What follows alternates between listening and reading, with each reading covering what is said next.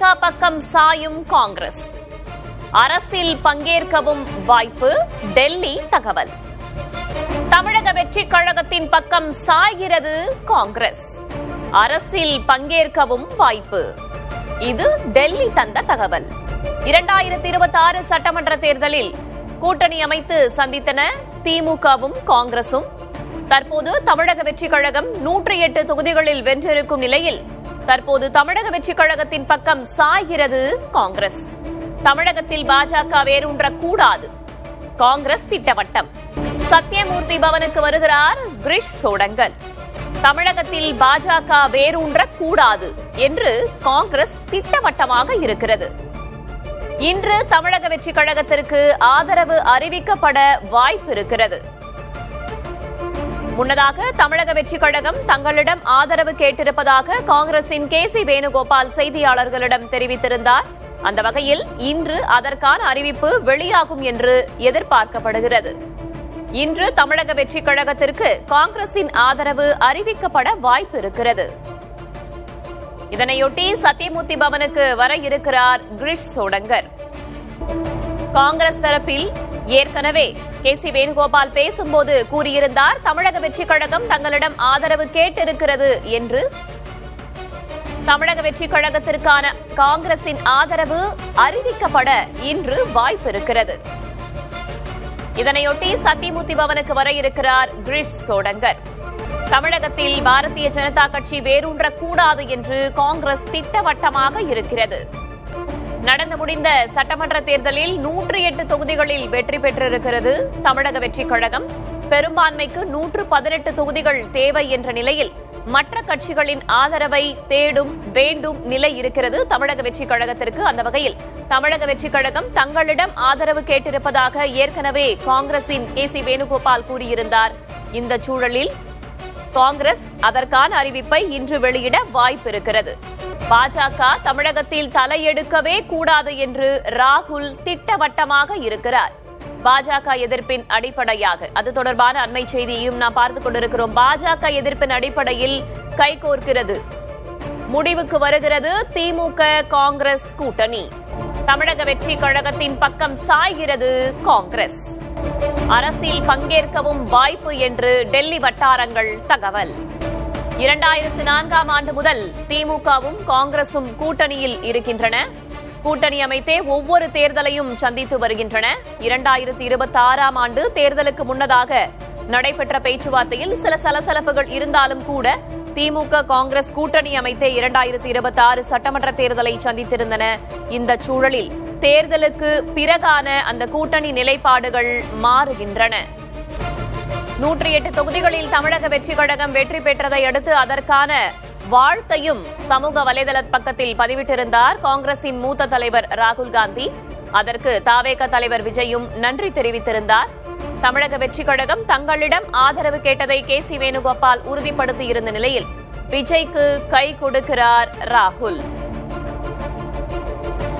இது தொடர்பாக டெல்லியில் ஆலோசனையும் நடத்தப்பட்டிருக்கிறது. தமிழக வெற்றிக் கழகம் 108 தொகுதிகளில் வென்றிருக்கிறது.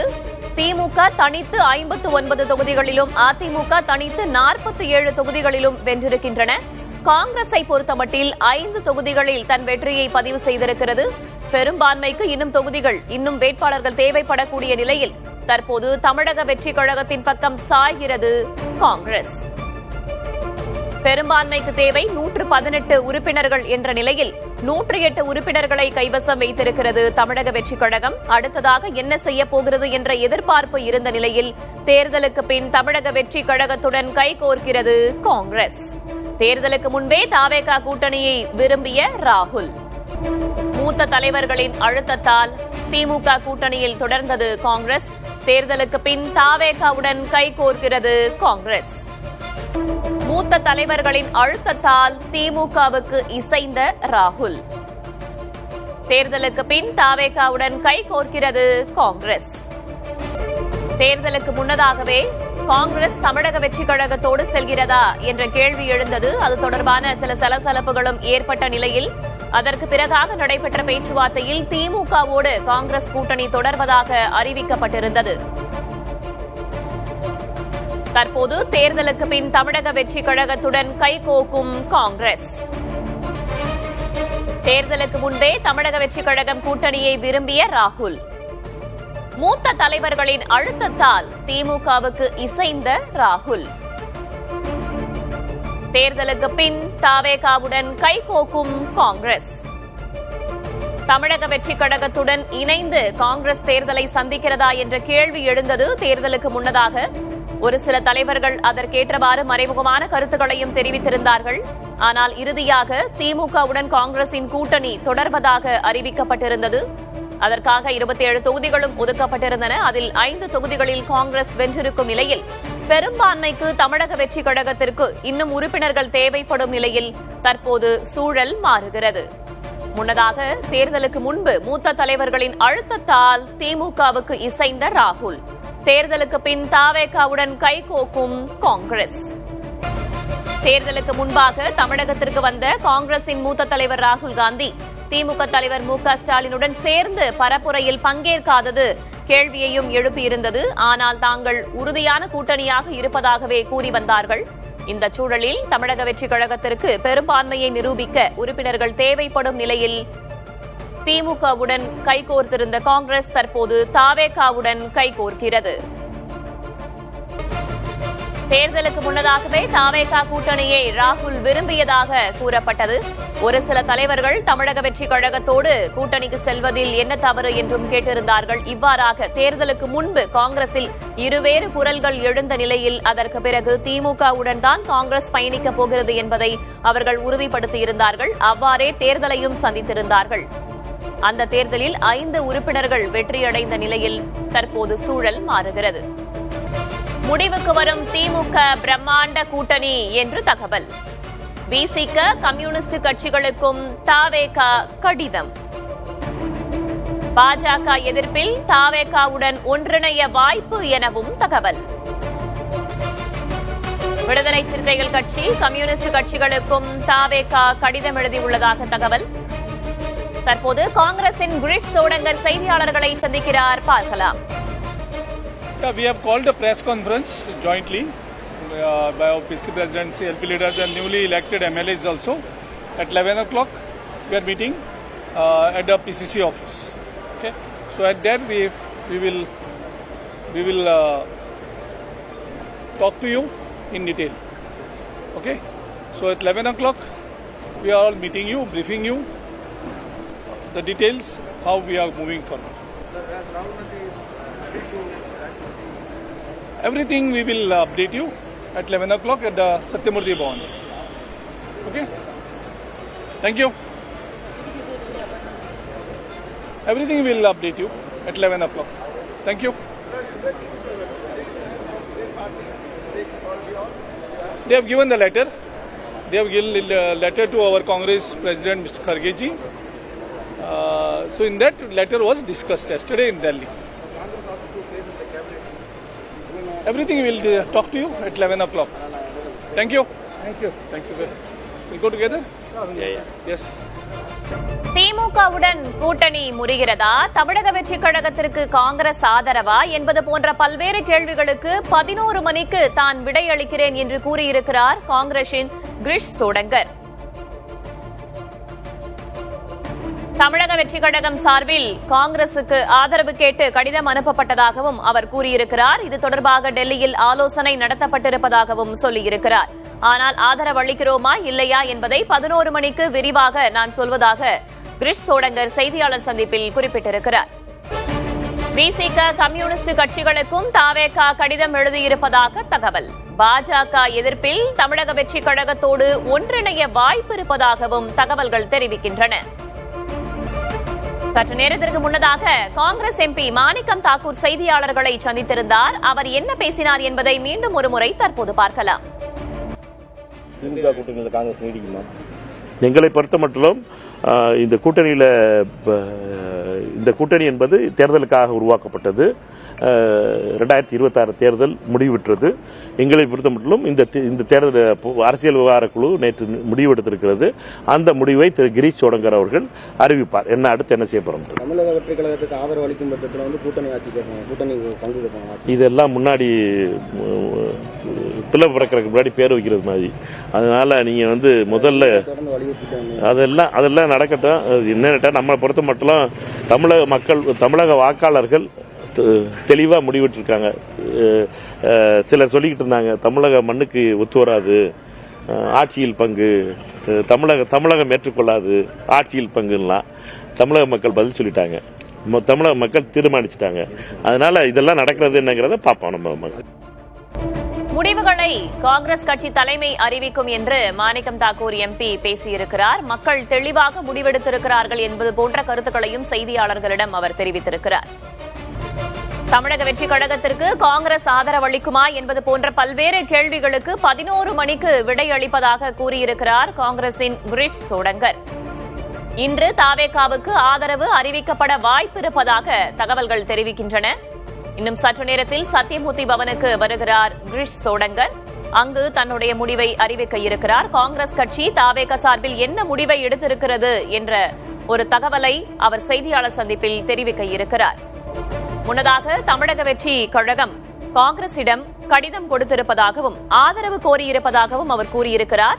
நேற்று இரவு இது தொடர்பாக ஆலோசிக்கப்பட்டிருப்பதாகவும் அவர் தெரிவித்திருக்கிறார். முடிவுகளை இன்னும் சற்று நேரத்தில் அவர் அறிவிப்பதாகவும் சொல்லியிருக்கிறார் கிரீஷ் சோடங்கர். தேர்தலுக்கு பின் தாவேகாவுடன் கைகோக்கும் காங்கிரஸ். தேர்தலுக்கு முன்பே தாவேகா கூட்டணியை விரும்பிய ராகுல் தேர்தலுக்கு முன்னதாகவே தாவேகாவுடன் காங்கிரஸ் பேச்சுவார்த்தை நடத்தி வருகிறதா என்ற கேள்விகள் எழுந்தன. சில தலைவர்களிடமிருந்து சூசகமாக பதில்களும் வந்தன. ஆனால் இறுதியில் திமுக காங்கிரஸ் கூட்டணி தொடர்வதாக அறிவிக்கப்பட்டிருந்தது. ஆனால் தேர்தலுக்கு பிந்தைய நிலையில், அதாவது 108 தொகுதிகளை வென்றிருக்கிறது தமிழக வெற்றிக் கழகம். பெரும்பான்மைக்கு தேவை 118 என்ற நிலையில் இன்னும் 10 உறுப்பினர்கள் தேவைப்படுகிறார்கள். அதற்கு என்ன நகர்வுகளை தமிழக வெற்றிக் கழகம் மேற்கொள்ளப் போகிறது என்ற கேள்வி எழுந்த நிலையில் தங்களிடம் ஆதரவு கேட்டிருப்பதாக நேற்று இரவு பேசியிருந்தார் காங்கிரசின் KC வேணுகோபால். இன்னும் சற்று நேரத்தில் அந்த முடிவை அறிவிக்க இருக்கிறார்கள். காங்கிரசும் அமைச்சரவையில் பங்கேற்பா? கூட்டணி ஆட்சி என்பதில் விஜய் உறுதியாக இருக்கிறார். முதல் மாநாட்டிலேயே கூட்டணியோடு சேரும் கட்சிகளுக்கு ஆட்சி அதிகாரத்தில் பங்கு வழங்கப்படும் என்று தமிழக வெற்றிக் கழகத்தின் தலைவர் விஜய் அறிவித்திருந்தார். ஆனால் கூட்டணி அமைக்காமல் தான் அவர் தேர்தலை சந்தித்திருந்தார். தேர்தலுக்கு பிறகாக கூட்டணி அமைக்கும் சூழல் ஏற்பட்டிருக்கும் நிலையில் அவருடைய முடிவு என்னவாக இருக்க போகிறது என்ற கேள்வி எழுகிறது. கூட்டணி ஆட்சி என்பதில் விஜய் உறுதி. தற்போது நம்முடைய இணைப்பில் மூத்த பத்திரிகையாளர் திரு தராசு ஷியாம் இணைந்திருக்கிறார். சார் வணக்கம். வணக்கம். இன்னும் சற்று நேரத்துல நான் அறிவிக்கிறேன்னு சொல்லியிருக்காரு கிரீஷ் சோடங்கர். அடுத்தடுத்து என்ன நடக்கும்? தேர்தலுக்கு பிந்தைய கூட்டணி என்பது அரசியலில் புதிதல்ல. மத்தியில் நிறைய முறை நடந்திருக்கிறது. தமிழ்நாட்டில் முதல் முறை என்பதால் நமக்கு அது புதிதாக தோன்றுகிறது.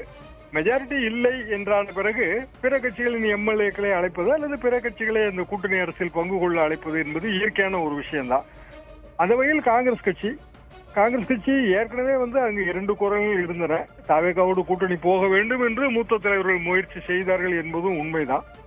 காங்கிரஸ் கட்சியை பொறுத்தவரையில் அவர்கள் 5 எம்எல்ஏக்கள் தான். அவர்கள் ஆதரவு கொடுத்தாலும் திமுக அதை பெரிய கவலைப்படுவதாகவும் தெரியவில்லை. ஏனென்றால் முதலமைச்சர் மு க ஸ்டாலின் அவர்களை தேர்தல் தோல்விக்கு பிறகு சந்திக்காத ஒரே கட்சி காங்கிரஸ் கட்சி தான். அவர்கள் தாவேகாவுடன் போக தயாராகி விட்டார்கள் என்றுதான் நாம் புரிந்து கொள்ள வேண்டும். கண்டிப்பாக போகிறார்கள். அமைச்சரவையில் என்ன துறைகள் கொடுப்பார்கள் அல்லது வெளியிலிருந்து ஆதரவா, இதெல்லாம் பொறுத்திருந்து பார்க்க வேண்டிய விஷயம். காங்கிரஸ் கட்சி ஆளும் கூட்டணிக்குள் சேர்ப்பதன் மூலமாக தாவேகாவுக்கு பாஜக என்ன மாதிரியான மன விளைவுகளை ஏற்படுத்த போகிறது என்று நமக்கு தெரியவில்லை. காரணம், காங்கிரஸ் முக்து பாரத் என்பதுதான் பாரதிய ஜனதாவின் கொள்கை. மறைமுகமாக சென்னை செயின்ட் ஜார்ஜ் கோட்டையிலே காங்கிரஸ் அமைச்சர்கள் இருப்பதை டெல்லி பாரதிய ஜனதா மேலிடம், குறிப்பாக அமித்ஷா விரும்புவாரா என்பதெல்லாம் பெரிய கேள்விக்குறியான ஒரு விஷயம். அதற்காக பாரதிய ஜனதாவின் அந்த ஒரு எம்எல்ஏ நம்பி தாவேகா இருக்க முடியாது. தாவேகா நிலைமை இதுல கொஞ்சம் சங்கடமான நிலைமை தான்.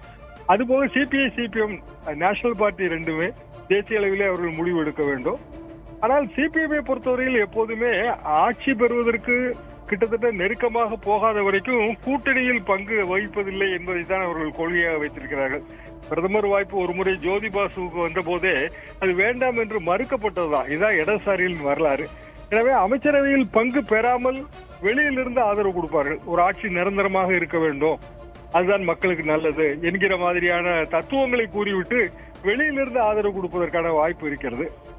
திருமாவை பொறுத்தவரையில் அவர் ஆதரவு கொடுப்பதற்கான வாய்ப்பு இருக்கிறது. ஆனால் அது அவரது ஓட்டு வங்கியை பெரிதும் பாதிக்கும். காரணம், அவரது ஓட்டு வங்கியில் பெரும்பகுதி இன்றைக்கு விஜயோடு இருக்கிறது.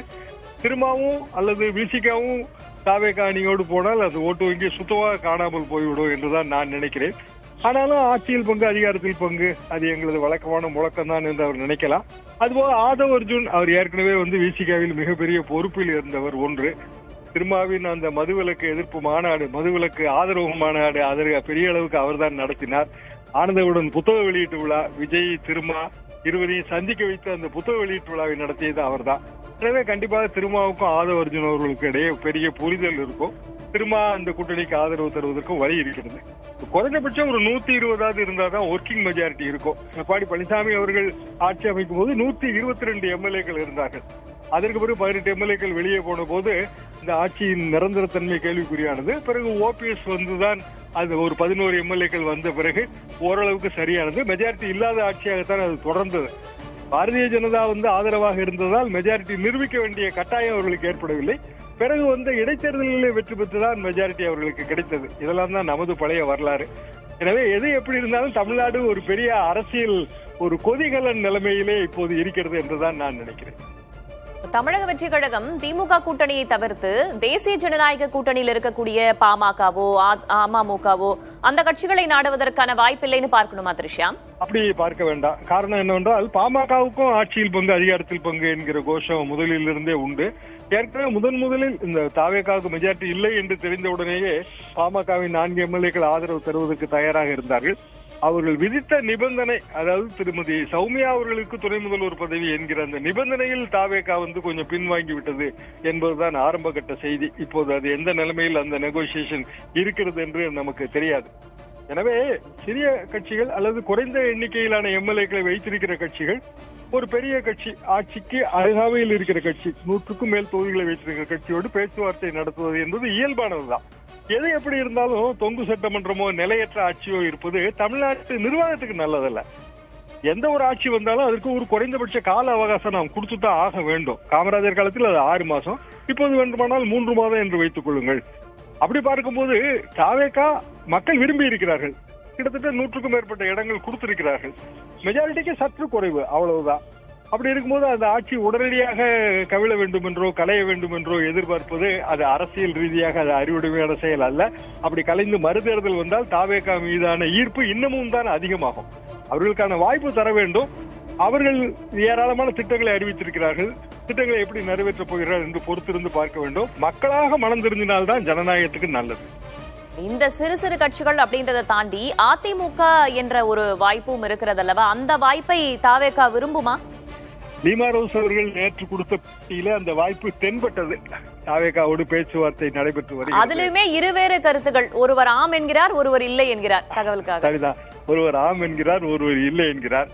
திரு சண்முகம் அவர்கள், அதாவது மயிலம் எம்எல்ஏ சண்முகம் அவர்கள், அவருக்கும் அத்தகைய கருத்து இருப்பதாக நான் உணர்கிறேன். எனவே அதிமுகவுக்கும் அது பேச்சுவார்த்தை இருக்கிறது. ஆனால் தாவேகா அதை விரும்புமா என்று தெரியவில்லை. காரணம், நமது பாலிடிக்ஸ் என்பது இரு துருவ அரசியல் என்று சொல்லப்பட்டாலும் இரு கட்சி அரசியல் என்றுதான் நான் நினைக்கிறேன். இரு துருவம் என்றால் 2 வேறுபட்ட கொள்கைகள், பைபோலார் என்பது. இது அப்படி அல்ல. இது ஒரு டியோபொலி, மனோபொலி இருப்பது போல டியோபொலி. அதாவது 2 கட்சி, 2 சாய்ஸ் தான் நமக்கு. இட்லி இல்லைன்னா பூரி, இதை தவிர வேற சாய்ஸே இல்லைன்னு இருந்தது. தாவேகா வந்ததன் மூலமாக 3 சாய்ஸ் வந்திருக்கிறது. அது கொஞ்சம் விசித்திரமான விஷயம் தான். ஆனால் மக்களை பொறுத்தவரையில் 3 சாய்ஸ். அப்படி இருக்கும்போது மக்களுக்கு பணி செய்கிற அரசியல்வாதிகளும் அதை உணர்ந்து செயல்படுவார்கள். அது ஒரு நல்ல விஷயம் என்றுதான் நான் நினைக்கிறேன். அப்படி இருக்கும்போது மீண்டும் அதிமுகவோடு ஏதாவது ஒரு வகையில உறவு ஏற்படுத்தினால் மீண்டும் பழையபடி அது டியோபொலிக்கு போய்விடும். அதாவது 2 கட்சிகள் தான், தாவேகா அதிமுக ஒரு முனை, திமுக மறுமுனை என்கிற அந்த டியோபொலிக்கு போய்விடும். அது தாவேகாவுக்கும் நல்லதல்ல, அதிமுகவுக்கும் நல்லதல்ல.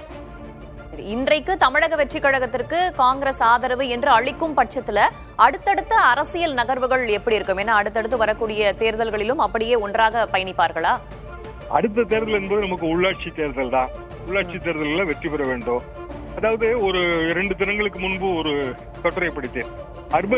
அர்பனிட்டியை வைத்து கான்ஸ்டிடியூன்சியை கிளாசிஃபை பண்ணியிருக்கிறாங்க நமது தொகுதிகளை. இது எப்படி என்றால் சேட்டலைட் நைட் விஷன் இலுமினேஷன் வைத்து சேட்டலைட்ல இருந்து நைட் விஷன் பார்க்கும்போது எந்த பகுதிகளெல்லாம் அதிகமாக வெளிச்சமாக இருக்கிறதோ அதெல்லாம் மோஸ்ட்லி அர்பன், ஓரளவுக்கு குறைந்த வெளிச்சம் பார்ஷியலி அர்பன், இப்படி ஒரு பிரிப்பு. அது அர்பன், ஹைலி ரூரல். இதை பார்க்கும்போது கான்ஸ்டிடியூன்சி அப்படி கிளாசிஃபை பண்ணி ஒரு பெரிய பட்டியல் போட்டுதான் எனக்கு ஆச்சரியமா இருந்தது. அப்படி பார்க்கும்போது ஃபுட் பிரிண்ட் எப்படி இருக்கிறது என்றால் தாவேகா வந்து ஹைலி அர்பன் ஏரியால இருக்கு, அதுபோல மாடரேட்லி அர்பன் ஏரியாலையும் இருக்கு. ஆனா திமுக ரொம்ப எதிர்பதமாக ஹைலி ரூரல் ஏரியாலையும் மாடரேட்லி ரூரல் ஏரியாலையும் இருக்கு. சேட்டலைட் நைட் விஷன் டெக்னாலஜி மூலமாக இது ஒரு பெரிய பட்டியல் போட்டிருந்தார்கள். அப்படி என்றால் உள்ளாட்சி தேர்தல் வரும்போது நமக்கு முதலிலே ரூரல் தான் நடத்தியாக வேண்டும். காரணம் உள்ளாட்சி தேர்தல்கள் போஸ்ட்போன் ஆகி கேன்சல் ஆயிடுச்சு. இப்போ ரூரல் ஏரியானா இன்னைக்கு திமுகவுக்கு செல்வாக்கு இருக்கு இன்றைய தேதிக்கு. அப்படியான சூழ்நிலையில் ரூரல் ஏரியாவில் வெற்றி பெறுவதற்கு திமுக கூட்டணி தானே இந்த கட்சிகளுக்கு, ஏற்கனவே திமுக கூட்டணியில் இருந்த கட்சிகளுக்கு வசதியாக இருக்கும். அர்பன் ஏரியால போனா அர்பன் எலெக்ஷன் வரும்போது தானே அது அவர்களுக்கு வசதியாக இருக்கும். இப்படி நான் நினைத்தேன். ஆனால் கட்சிகளின் மனநிலை என்ன என்று நம்மால் யூகிக்க முடியாது. பெரும்பான்மைக்கு 118 என்ற நிலையில் 108 இருக்கிறது. திருச்சி கிழக்கை ஒருவேளை அவர் ராஜினாமா செய்வார். ராஜினாமா செய்யும் பட்சத்தில் அன்று ஒன்று குறைகிறது, சபாநாயகர் என்னும்போது இன்னும் குறைகிறது. என்ன மாதிரியான அடுத்தடுத்த நகர்வுகளை எடுக்கப் போகிறார்கள் என்பதை நாம் பொறுத்திருந்து பார்க்கலாம். திரு ஷாம், இணைப்பில் வந்தமைக்கு நன்றி.